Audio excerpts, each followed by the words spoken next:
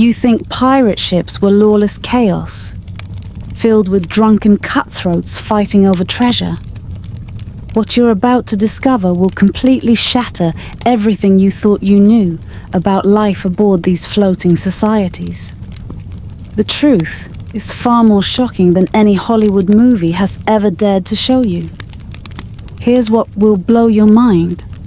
Pirate ships operated under some of the most democratic and progressive governments of their time. While European kings ruled with absolute power and merchant captains treated sailors like slaves, pirates had written constitutions, elected their leaders, provided disability insurance, and practiced religious tolerance that wouldn't be seen in civilized society for another 2 centuries. A typical pirate crew was more likely to vote on major decisions than the citizens of any European nation in the 1700s. But that's just the beginning. These ships housed some of the most diverse communities on Earth.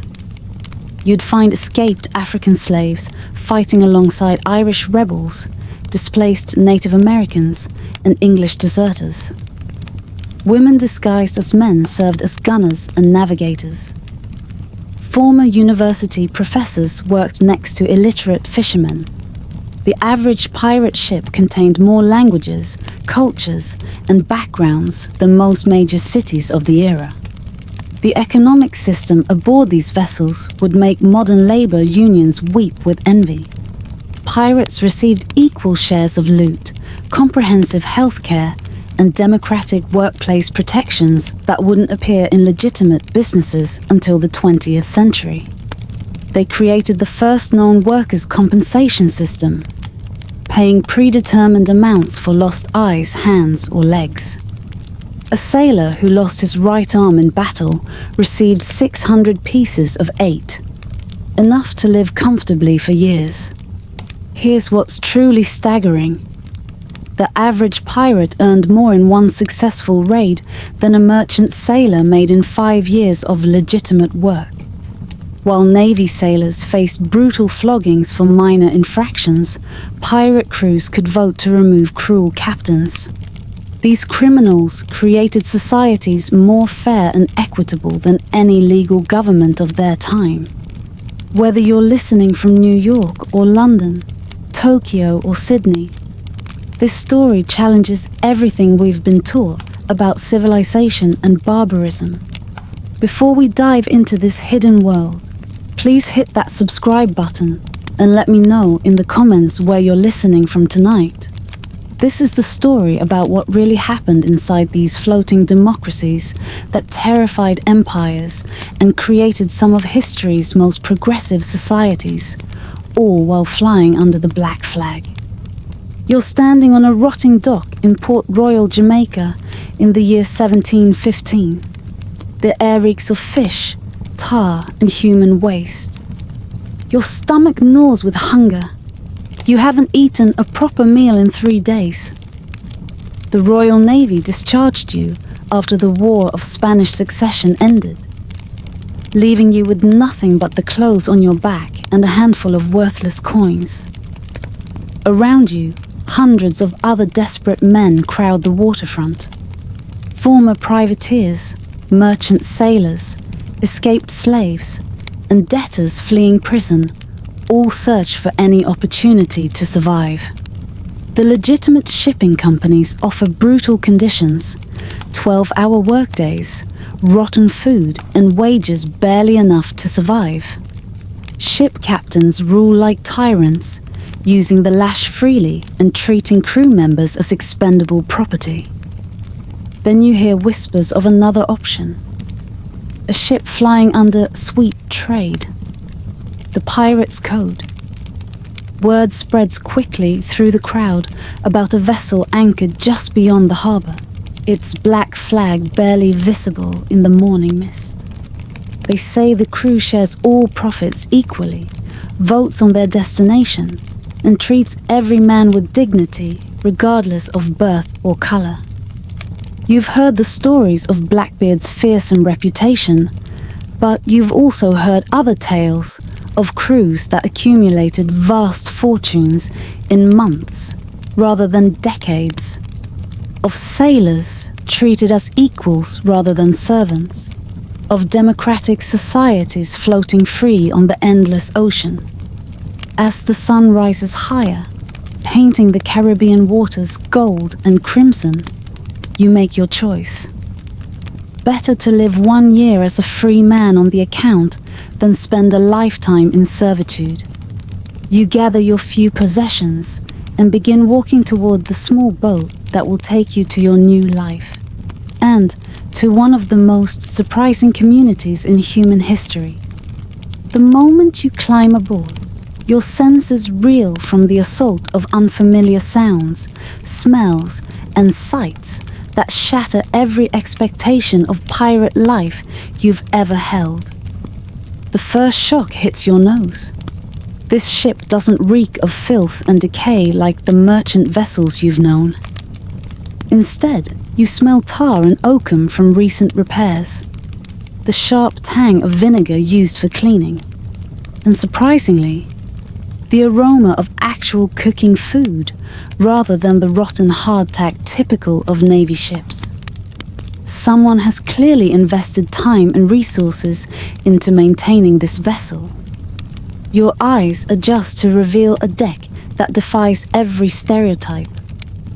Yes, there are weathered men with scars and missing teeth, but you also notice a surprising number of well-dressed individuals who look more like scholars than cutthroats. A man in a fine coat studies a navigation chart while discussing wind patterns in what sounds like educated English. 2 crew members debate in fluent French about the best route to avoid Spanish patrols. The ship itself astonishes you. Unlike the crammed, desperate merchant vessels where men sleep packed like cargo, this deck feels spacious and organized. Weapons hang in neat arrangements, ropes are properly coiled, and every surface shows signs of recent maintenance. This is clearly not a desperate band of vagabonds, but a professional operation run by people who understand both seamanship and business. What truly shocks you is the atmosphere.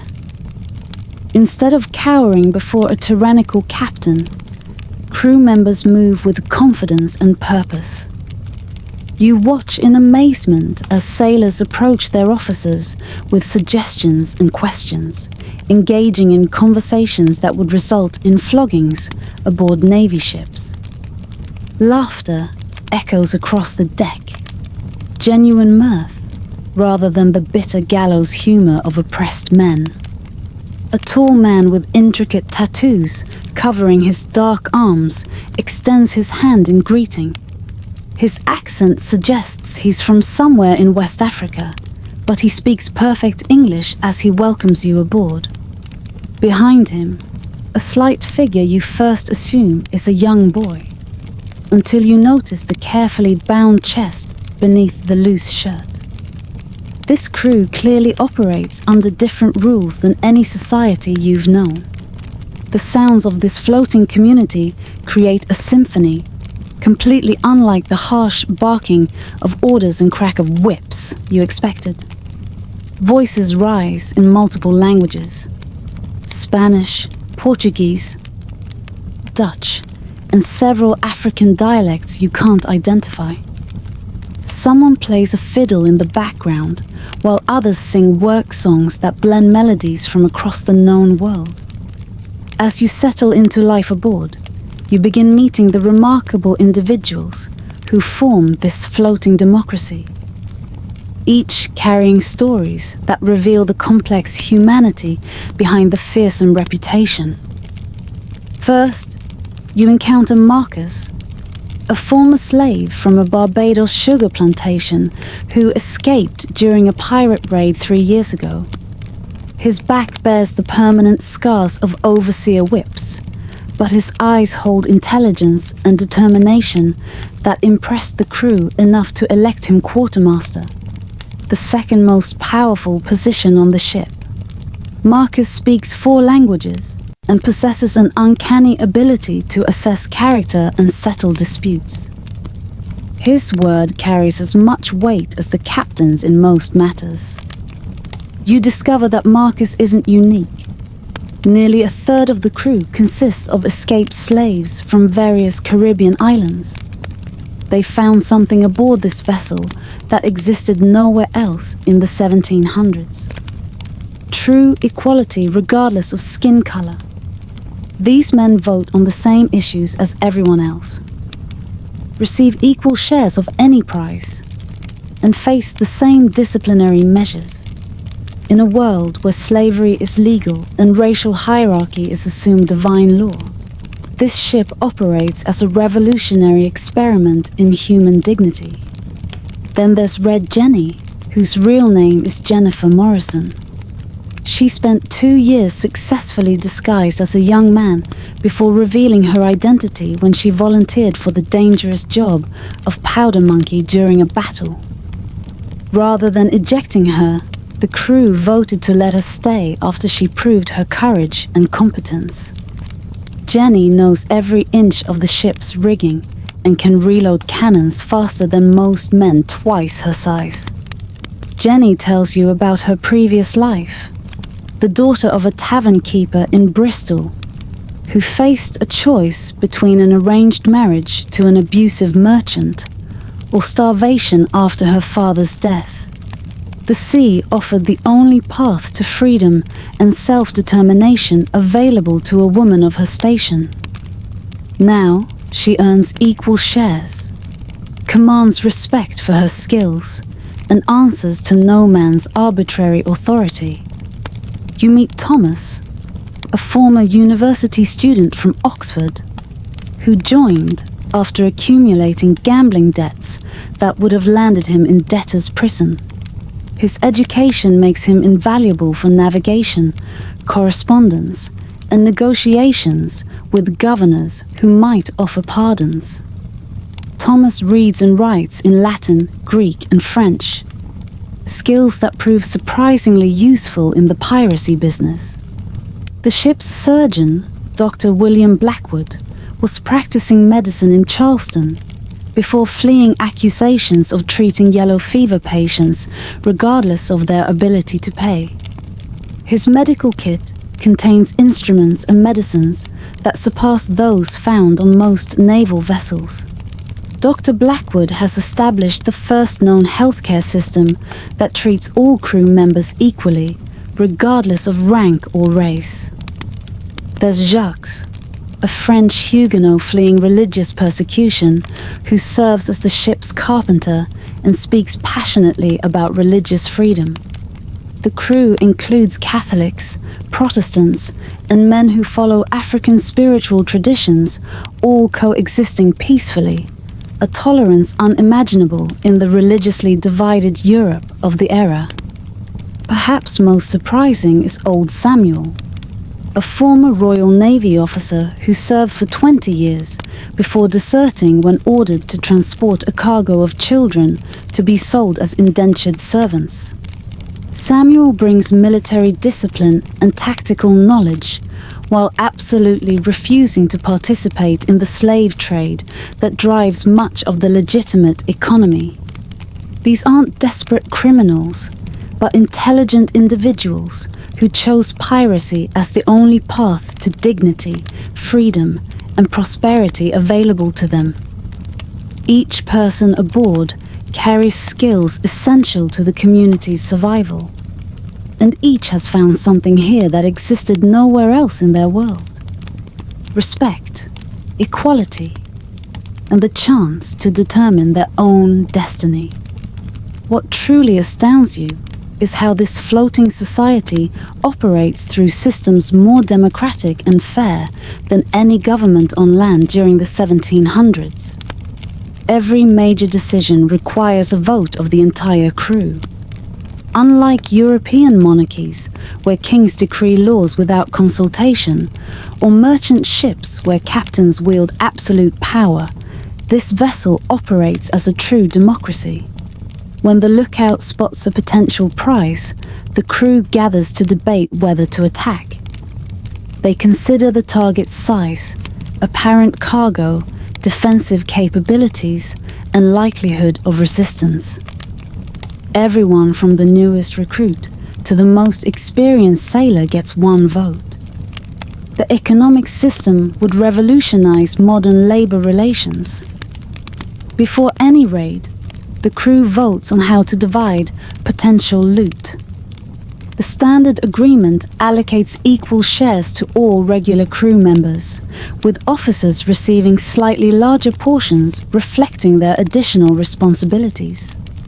The captain typically receives 2 shares, the quartermaster 1.5, while everyone else gets 1 full share, dramatically more equitable than any legitimate business of the era.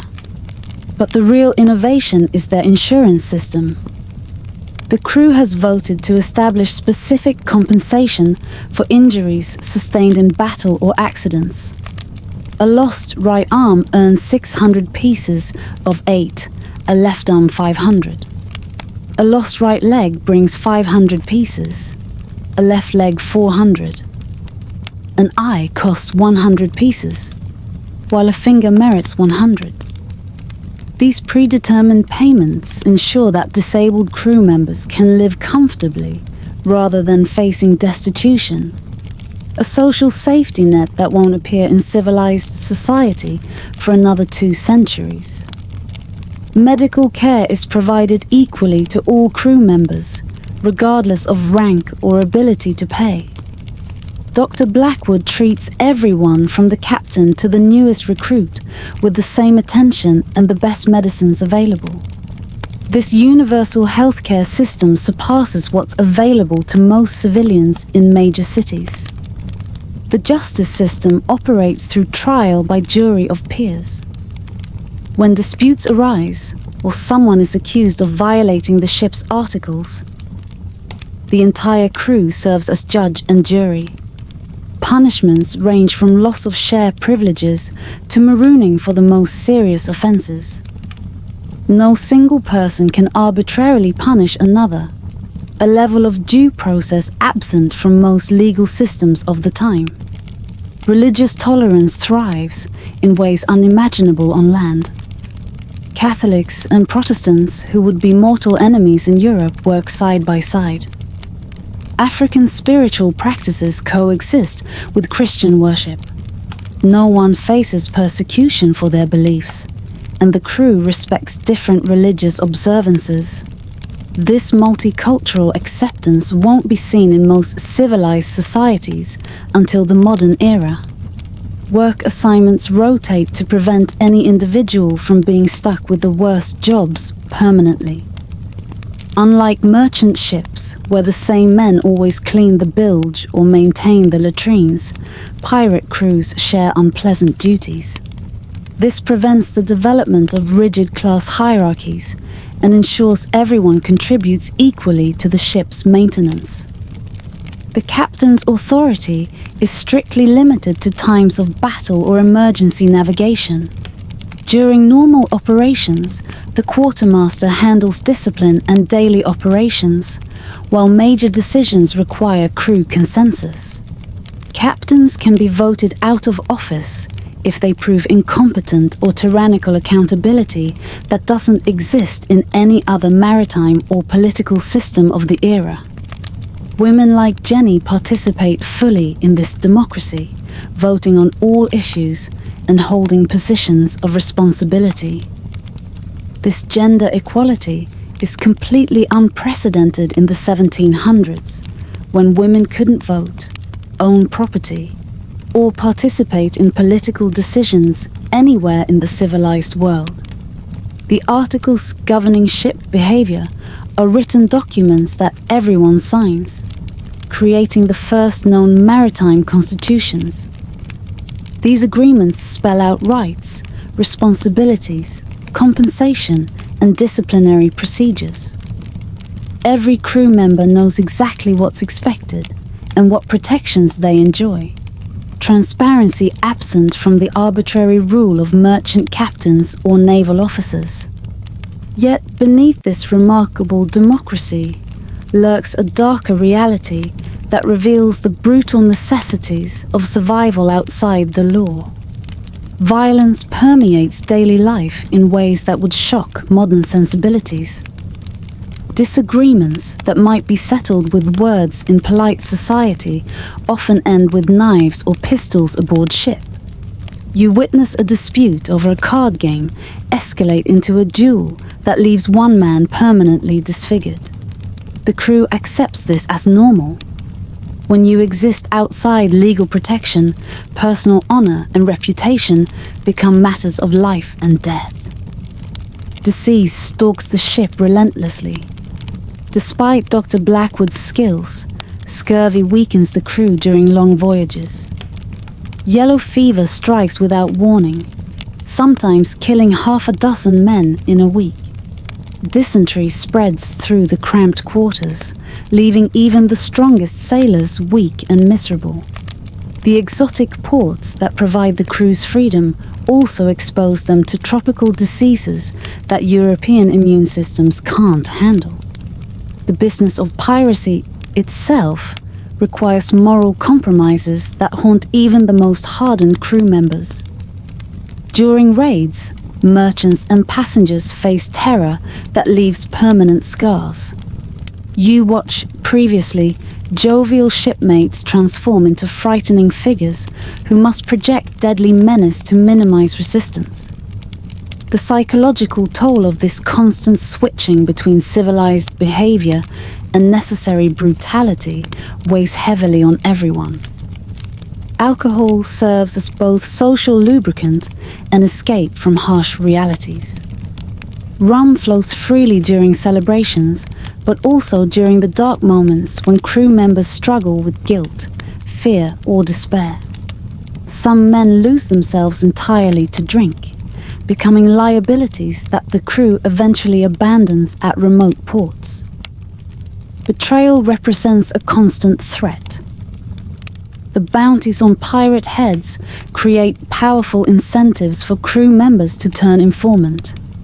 Paranoia infects relationships, as men who seem like brothers might secretly plan to collect rewards for everyone's capture. Trust becomes a luxury few can afford completely. Sexual tensions simmer beneath the surface of this predominantly male society. Rivalries over the few women aboard can explode into violence. Jenny's presence, despite general acceptance, creates undercurrents of jealousy and competition that occasionally threaten the crew's unity. The ship's articles forbid rape, but the law can't eliminate human desires that have no legitimate outlet during months at sea. The treasure that motivates these expeditions often proves disappointing or causes more problems than it solves. Instead of chests of gold coins, most captured vessels yield mundane cargo, sugar, tobacco, tools, or fabric. Converting these goods into cash requires dealing with corrupt merchants who pay fractions of true value. Even successful raids might net each crew member only enough to live comfortably for a few months. Weather and navigation present constant mortal dangers. Storms can sink the ship faster than any naval battle, drowning everyone regardless of their democratic ideals or shared profits. Navigational errors strand crews on deserted islands where they face slow death by starvation. The ocean remains an indifferent force that kills pirates as readily as any other sailors. Perhaps most troubling is the gradual corruption that affects even the most idealistic crew members. Months of violence, theft, and moral compromise slowly erode the principles that initially attracted many to this life. Men who joined seeking freedom and dignity find themselves becoming the very bullies and tyrants they once escaped. The contradiction between the crew's progressive social values and their criminal livelihood creates internal conflicts that never fully resolve. These are people capable of creating remarkably fair and democratic societies, Yet, they support themselves through theft and intimidation. This moral complexity reveals uncomfortable truths about human nature and the compromises survival sometimes demands. Your ship operates as a crucial node in vast networks of trade, information, and power that span the Atlantic world, revealing how piracy connects to much larger economic and political systems. The success of your raids depends heavily on intelligence gathered from a sprawling network of informants. Tavern keepers in Port Royal pass along information about departing merchant vessels and their cargo. Dock workers in Charleston report which ships carry the most valuable goods. Even government officials secretly provide information about naval patrol schedules in exchange for shares of pirate profits. Corrupt colonial governors play essential roles in this shadow economy.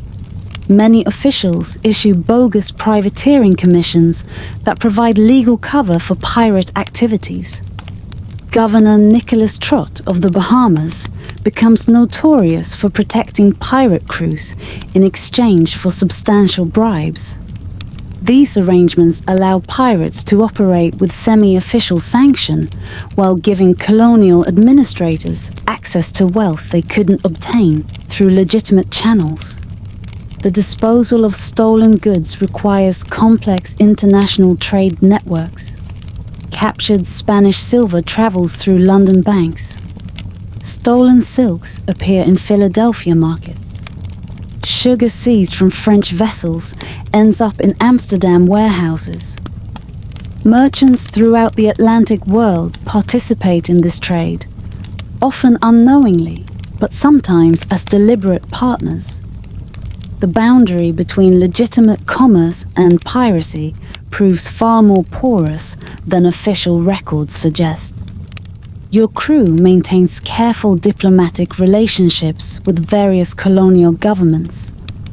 Some ports welcome pirates as customers whose Spanish gold stimulates local economies. Others actively hunt pirate ships to collect bounties. Navigation requires detailed knowledge of which harbors offer safety and which represent mortal danger. This information network spans thousands of miles and multiple empires. Communication systems rival those of legitimate governments. Messages travel between pirate crews through coded letters, signal flags, and trusted intermediaries. News of naval movements, profitable targets, and safe harbors spreads faster through pirate networks than through official channels. This intelligence system enables coordination of activities across vast distances without central authority. Banking and credit arrangements develop to handle the irregular income from piracy. London merchants extend credit to pirate crews in exchange for promises of future payment. Colonial businessmen hold captured goods in warehouse until markets improve.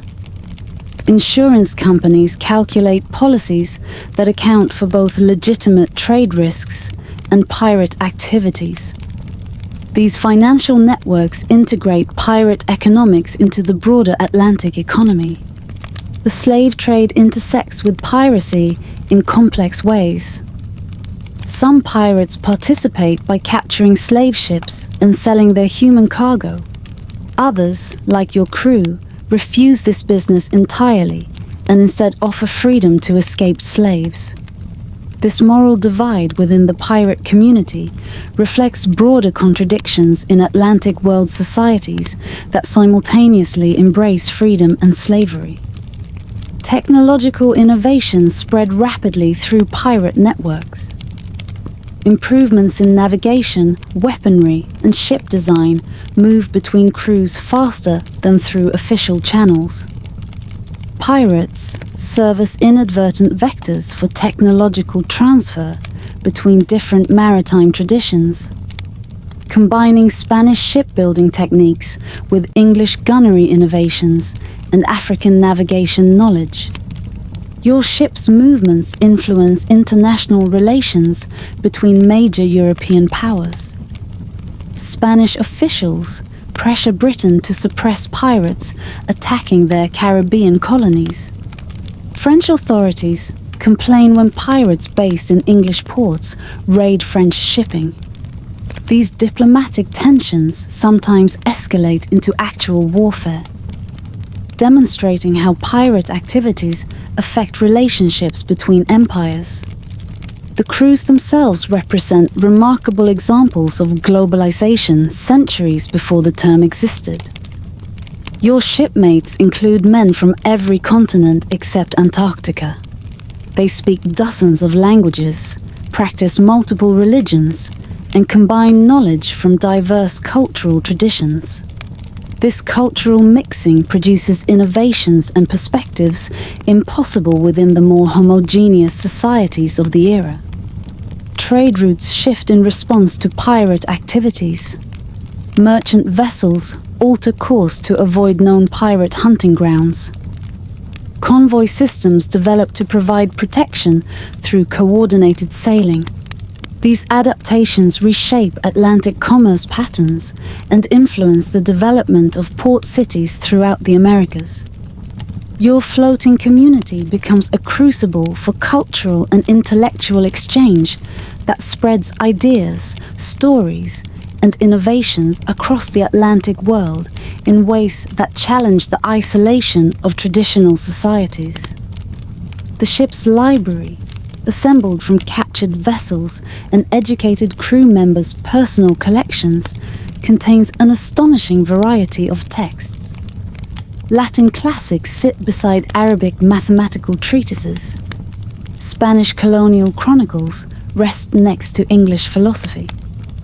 Navigation manuals in Dutch share space with French poetry. This multicultural collection rivals the holdings of most colonial cities and provides crew members with intellectual stimulation unavailable in their previous lives. Thomas, the Oxford student, conducts informal evening classes where crew members learn reading, writing, and basic mathematics. These educational sessions attract participants from every background. Escaped slaves learning their letters, alongside former merchants expanding their knowledge of astronomy. The democratic principles that govern the ship extend to intellectual development, with knowledge freely shared regardless of social origin. Musical traditions blend in remarkable ways during the long watches and celebrations. African rhythms merge with Irish melodies. Spanish guitar techniques combine with English sea shanties. Jacques contributes French drinking songs, while crew members from the Americas add Native American musical elements. These fusion styles create entirely new forms of cultural expression that influence music in every port the ship visits. Storytelling becomes a crucial form of entertainment and cultural transmission. Veterans share tales of legendary pirates, exotic lands, and miraculous escapes.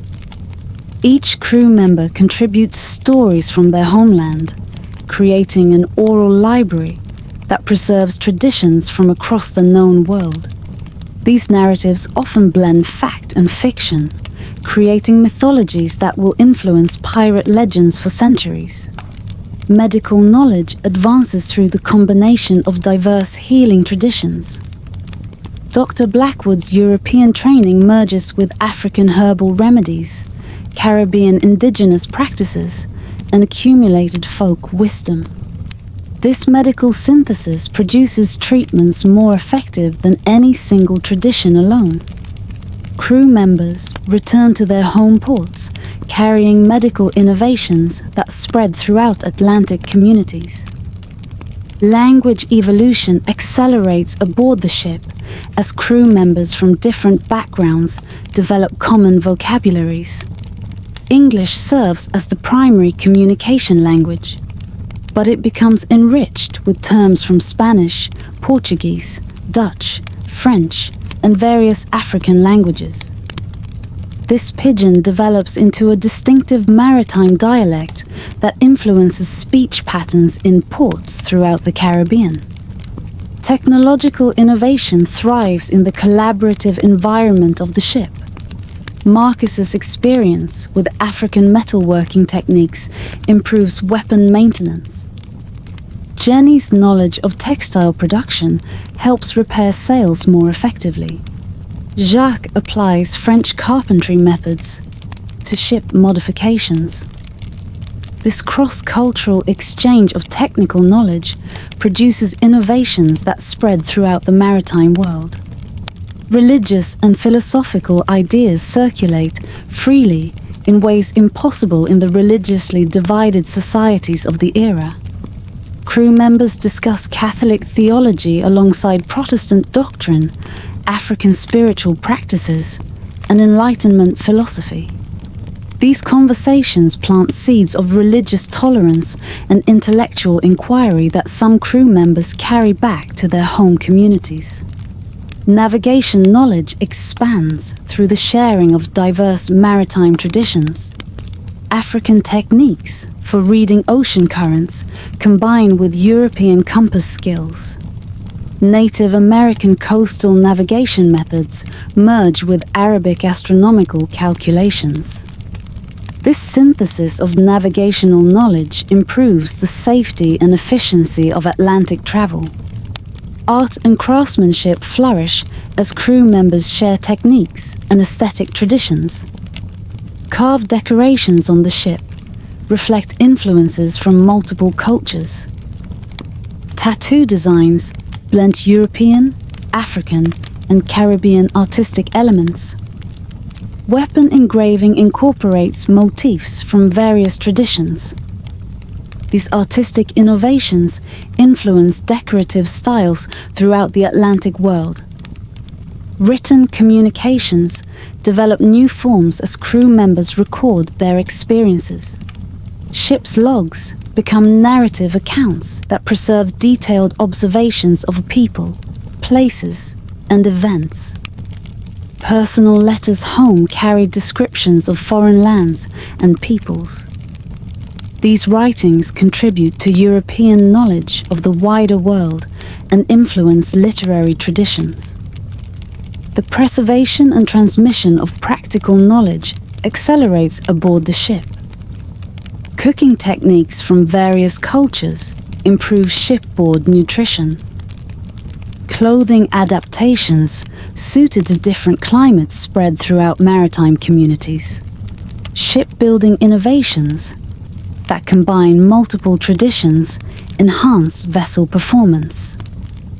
These practical improvements influence daily life in coastal communities across the Atlantic. The rhythm of your floating society pulses with the demands of weather, religious observances, political upheavals, and the seasonal patterns of maritime commerce that shape every aspect of a daily life aboard the ship. Hurricane season transforms the Caribbean into a deadly maze that requires careful navigation between June and November. Your crew monitors wind patterns and cloud formations with the intensity of astronomers studying celestial movements. The ship seeks shelter in hidden coves and protected harbors when massive storms threaten to destroy everything in their path. These enforced periods of inactivity create opportunities for ship maintenance, crew bonding, and planning future operations. The arrival of Spanish treasure fleets from Mexico and Peru creates annual opportunities that drive the timing of pirate activities. Intelligence networks track these valuable convoys months in advance, allowing crews to position themselves along profitable shipping routes. The capture of even one treasure-laden galleon can provide enough wealth to retire comfortably, making these seasonal hunting expeditions the focus of strategic planning throughout the year. Religious holidays complicate operations in unexpected ways. Catholic ports in Spanish territories become dangerous during major feast days when extra security measures protect merchant vessels. Protestant regions offer better opportunities during Catholic celebrations when Spanish and French ships might have reduced naval escorts. The crew must navigate this religious calendar carefully to maximize success while minimizing risk. Harvest seasons in various colonies influence trade patterns that affect pirate operations. Sugar harvests in Barbados increase shipping traffic, but also naval patrols. Tobacco seasons in Virginia create opportunities for raids on heavily loaded vessels returning to Europe. Cotton harvests in the southern colonies generate valuable cargoes worth intercepting. Your crew's success depends on understanding these agricultural cycles across multiple colonial territories. War and peace between European powers dramatically alter the political landscape in which pirates operate. During wartime, pirates can obtain legitimate privateering commissions that provide legal cover for their activities. Peace treaties suddenly criminalize the same actions that were previously sanctioned, forcing crews to adapt their strategies quickly. The War of Spanish Succession's end in 1713 created thousands of unemployed sailors who swelled pirate ranks, while subsequent peace treaties eliminated privateering opportunities. Colonial legal systems operate on irregular schedules that create windows of opportunity and danger. Vice Admiralty courts convene sporadically to try piracy cases, creating periods when certain ports become especially hazardous. Judicial circuits bring hanging judges to various islands on predictable schedules, allowing pirates to time their visits to avoid capture. Governor rotations sometimes result in policy changes that affect pirate safety in particular harbors. Seasonal wind patterns determine navigation possibilities throughout the Atlantic. Trade winds facilitate certain routes during specific months while making others nearly impossible. Hurricane-driven weather systems can scatter entire fleets or strand ships in unexpected locations. Your crew must understand these meteorological patterns intimately to plan successful voyages and avoid potentially fatal weather conditions.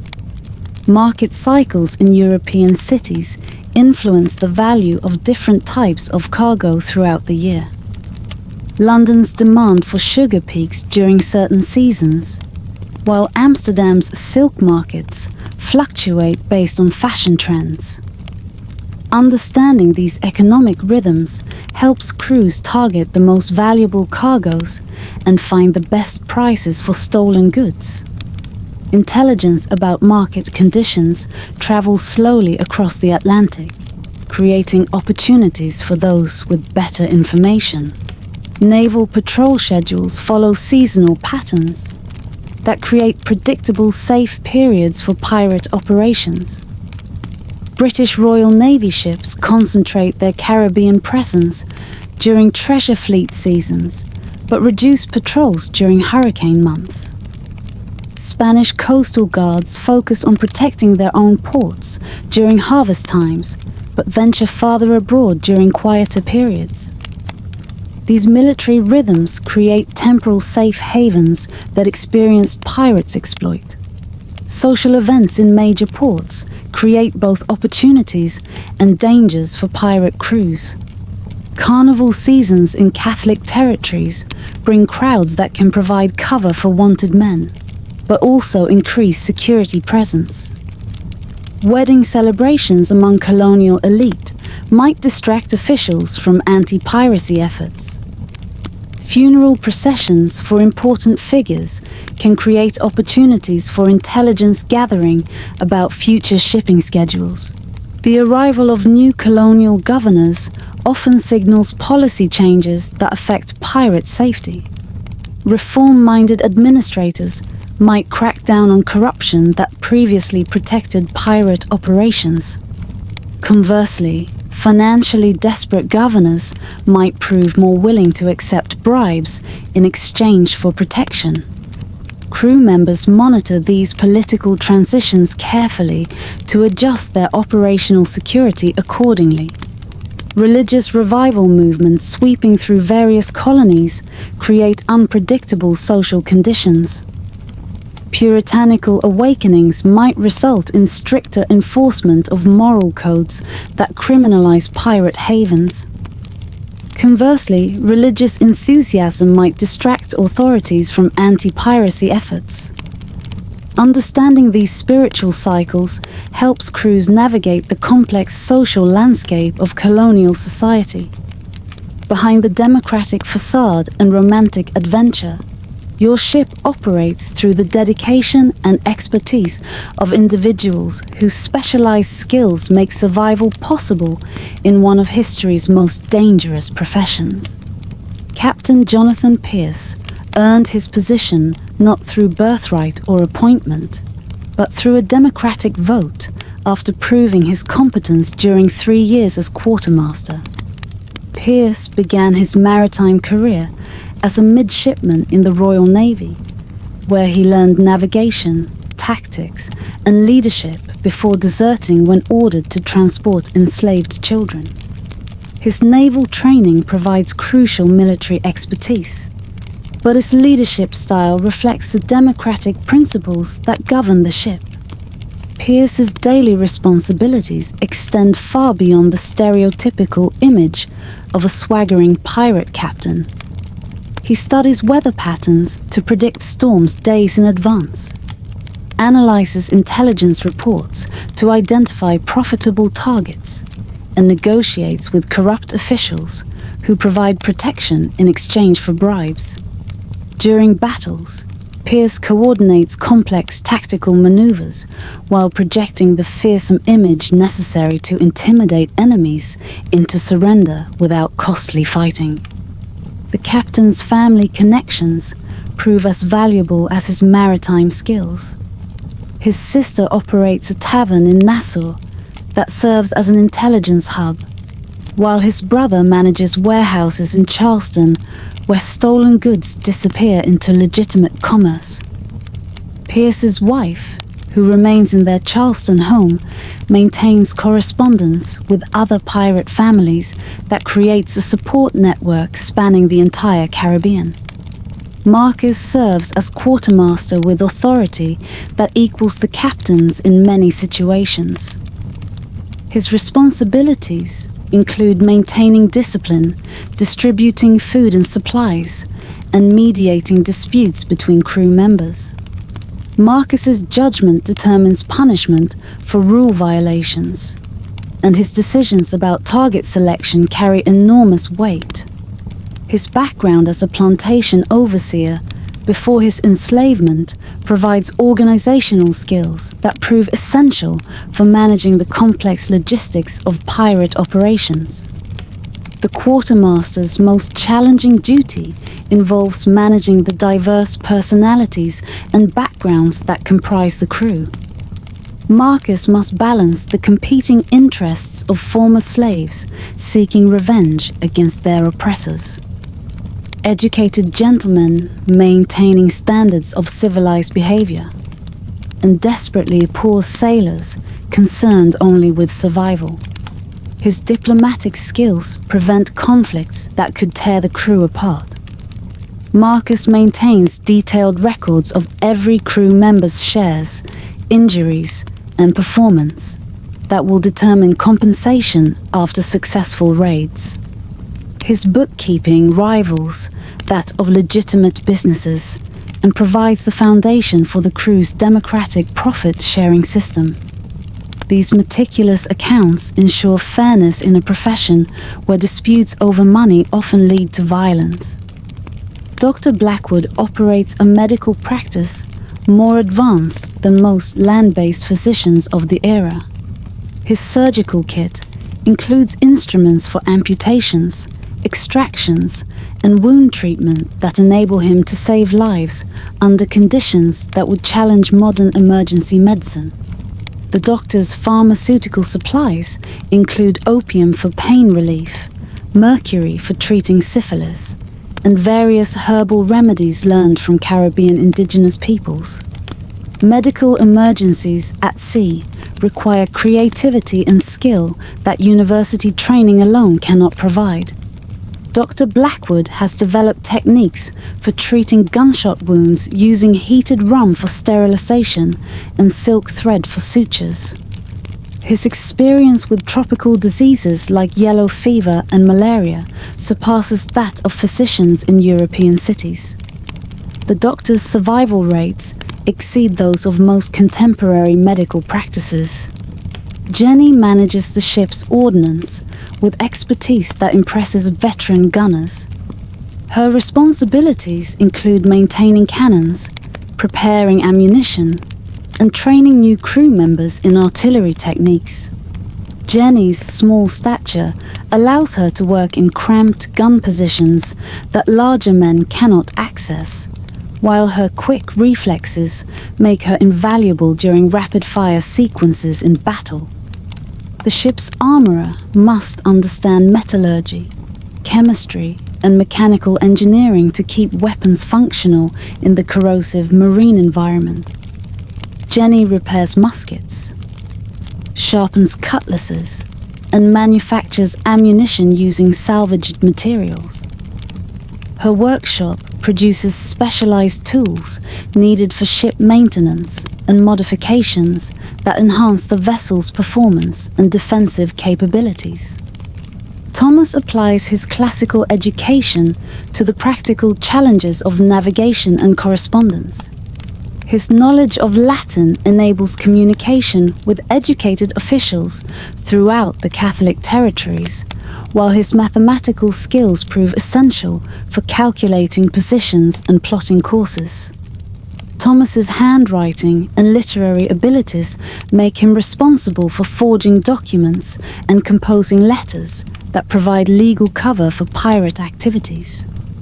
The navigator's duties extend beyond simple position finding to include intelligence analysis and strategic planning.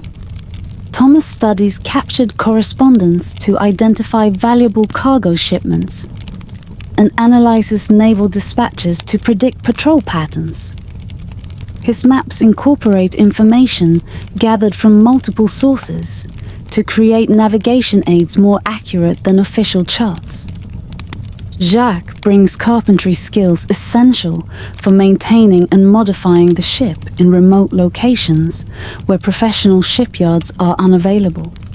His workshop produces everything from replacement masts to furniture for the captain's cabin. Jacques' understanding of ship construction enables modifications that improve speed, storage capacity, and defensive capabilities. The carpenter's expertise extends to creating specialized equipment needed for pirate operations. Jacques builds scaling ladders for boarding enemy vessels, constructs false bulkheads for hiding contraband, and manufactures the pulleys and blocks that enable the ship's complex rigging system. His innovations often provide crucial advantages during raids and escapes. Old Samuel manages the ship's complex sailing systems with knowledge gained through 2 decades in the Royal Navy. His understanding of wind patterns, sail configurations, and steering techniques enables the ship to outmaneuver larger vessels and escape dangerous situations. Samuel trains younger crew members in seamanship skills that mean the difference between life and death during storms and battles. The sailing master's responsibilities include maintaining the elaborate network of ropes, sails, and spars that propel the ship across thousands of miles of ocean. Samuel's crew of experienced seamen can execute complex maneuvers in minutes that might take merchant sailors hours to complete. This superior seamanship provides tactical advantages that often prove more valuable than superior firepower. As seasons turn and your adventures accumulate into years of shared experience, The truth about human nature aboard this floating democracy reveals timeless lessons about community, survival, and the eternal quest for dignity that transcends the specific circumstances of the golden age of piracy. The remarkable society you've discovered aboard this ship exists because ordinary people facing impossible choices between dignity and survival chose to create something extraordinary. Every crew member, from escaped slaves to university scholars, from religious refugees to naval deserters, represents someone who refused to accept the limited options their world offered. Their stories remind us that progress often begins not with grand declarations, but with individuals deciding they deserve better. The democratic systems that govern your ship emerged not from abstract political theory, but from practical necessity. When survival depends on cooperation between people of radically different backgrounds, equality becomes a functional requirement rather than an idealistic goal.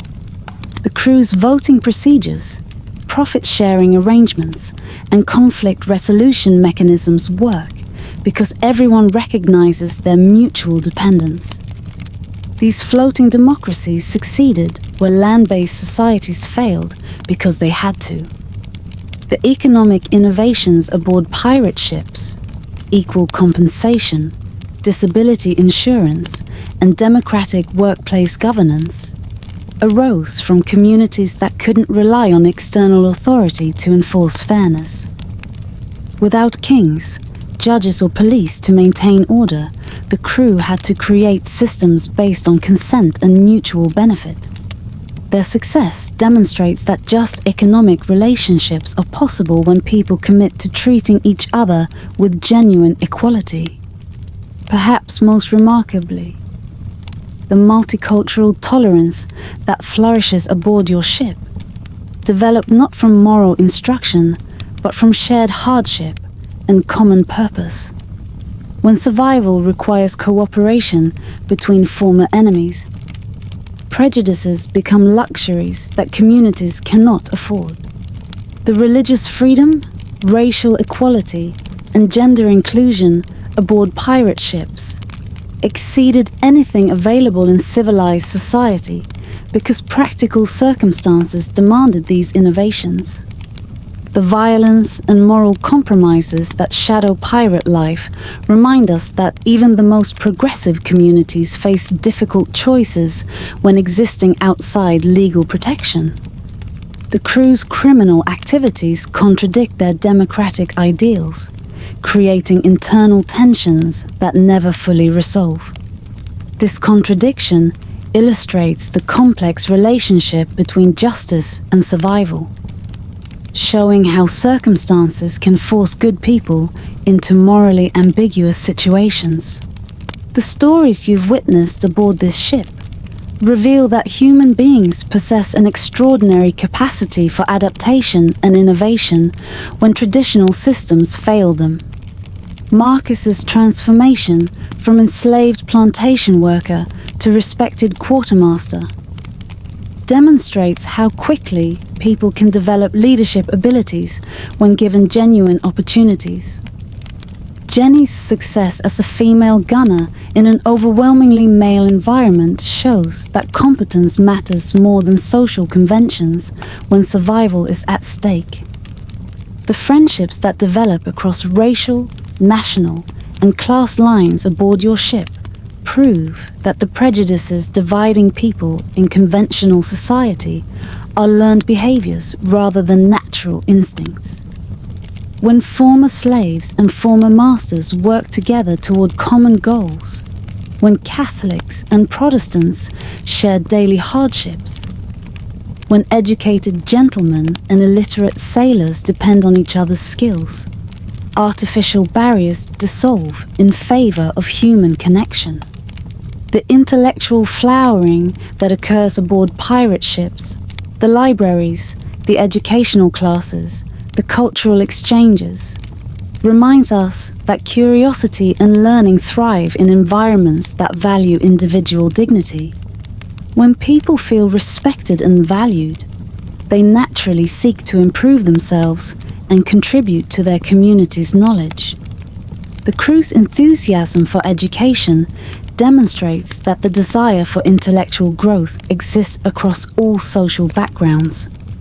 The leadership rotation systems aboard your ship, where captains can be voted out and authority shifts based on circumstances, reveal that effective governance emerges from accountability rather than birthright. The crew's ability to remove incompetent or tyrannical leaders shows that communities function best when power remains answerable to those it affects. These floating democracies succeeded because they had to earn their citizens' consent continuously.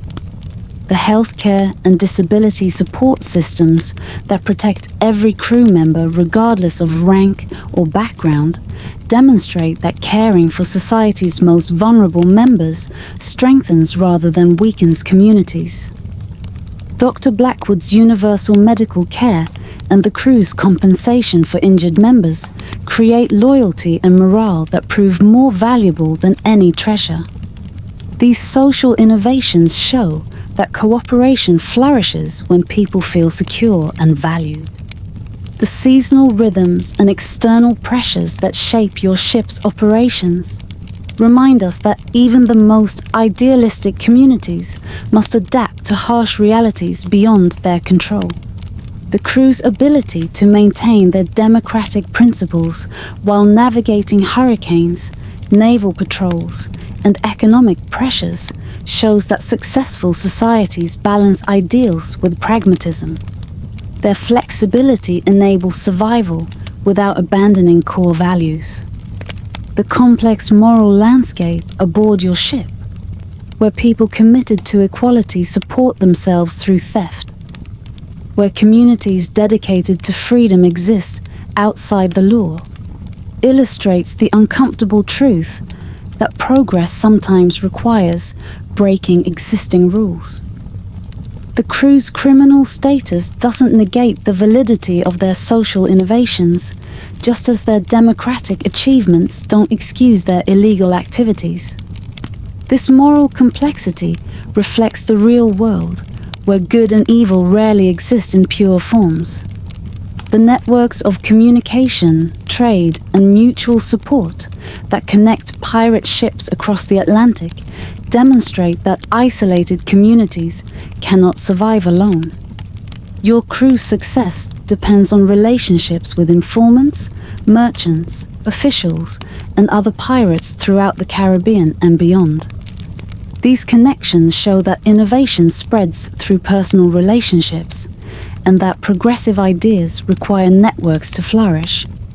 The cultural and intellectual exchanges aboard your ship, the blending of musical traditions, the sharing of medical knowledge, the fusion of religious practices, reveal that diversity strengthens rather than threatens communities when managed thoughtfully.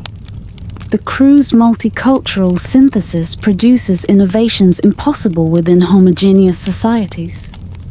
Their example shows that difference becomes a resource rather than a problem when people approach it with curiosity and respect. The specialized skills and family connections that enable crew members to fulfill their roles remind us that every community depends on individuals willing to develop expertise and accept responsibility. Captain Pierce's naval training, Marcus's organizational abilities, Dr. Blackwood's medical knowledge, and Jenny's technical skills combine to create capabilities no individual could possess alone. Their success demonstrates that communities thrive when they recognize and develop everyone's talents. Most importantly, the dignity and self-respect that every crew member enjoys aboard your ship, regardless of their previous circumstances or social background, shows that human worth doesn't depend on external recognition or official status. The escaped slaves who vote on important decisions, the women who hold positions of responsibility, the poor men who receive equal shares of profits, all demonstrate that dignity is an inherent human right, rather than a privilege to be granted by authority. As you drift towards sleep, listening to this story, remember that the floating democracies of the golden age of piracy succeeded not because pirates were inherently better people than their contemporaries, but because circumstances forced them to create systems based on mutual respect and shared responsibility. Their innovations emerged from practical necessity rather than moral superiority, making their achievements both more remarkable and more relevant to our own time. The ships that sailed under the black flag carried more than stolen treasure. They carried proof that ordinary people can create extraordinary communities when they commit to treating each other with genuine equality. In a world where kings ruled by divine right and slavery was legal, these floating societies demonstrated that democracy, racial equality, religious tolerance, and economic justice were not only possible, but practical. Their legacy reminds us that progress often begins with people who refuse to accept that current conditions represent the limits of human possibility. Every democracy, every equal rights movement, every effort to create more just economic systems builds on the foundation laid by communities like the one aboard your ship. People who chose cooperation over conflict, equality over hierarchy, and dignity over despair. The winds that filled pirate sails have long since died away, and the seas that carried these floating democracies have claimed their ships and most of their crews. But the ideas, they proved possible, that people of different backgrounds can work together as equals, that communities function best when everyone has a voice, that human dignity transcends artificial social barriers, continue to inspire efforts toward justice and equality. In the gentle rocking of ocean waves and the whisper of wind through rigging, we can still hear echoes of their democratic discussions, their multicultural conversations, their innovative solutions to the eternal challenges of building communities that honor both individual freedom and collective responsibility. Their story reminds us that the quest for human dignity knows no boundaries of time, place, or circumstance. If you enjoyed this journey through history and found yourself drifting peacefully into the golden age of piracy, please consider subscribing to our channel. We explore the hidden stories behind history's most fascinating places, bringing you the sights, sounds, and experiences that made our ancestors human, just like us. Sweet dreams. And thank you for joining us in discovering what really happened inside the floating democracies that sailed under the black flag.